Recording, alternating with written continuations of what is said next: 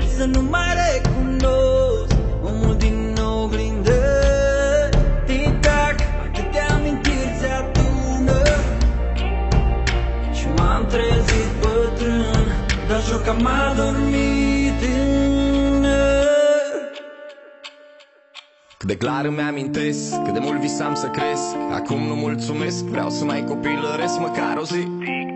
Cât de multe s-au schimbat și puștanul de altă dată acum a devenit bărbat. Dar anii trec, la fel de rapid, oricine-i fi. Până mai ieri, toți prietenii mei parcă erau copii. Ne țineam doar de prostii aproape în fiecare zi. Azi îmi râde sufletul că-i văd cu propriilor copii. Alții bagă muncă zi și noapte, rate, mii de probleme în spate. Banii n-ajung, 7 din 7 încep să apară firele albe, primele riduri, tic-tac, inimă ce iubești.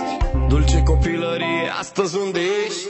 Tic-tac, ani trec, ne schimbă. Încet, încet să nu mai recunosc omul din oglindă.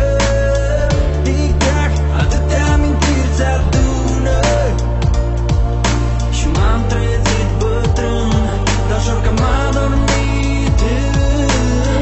Tic-tac, cineva să-l oprească. Tic-tac, cineva să-l oprească. Tic-tac, cineva să-l oprească.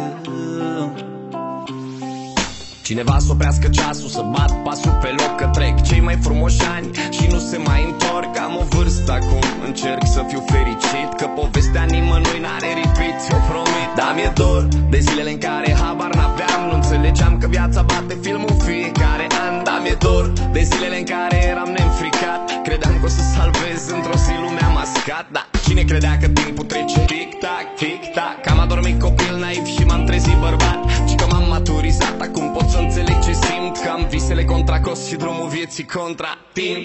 Tic-tac, ani trec, ne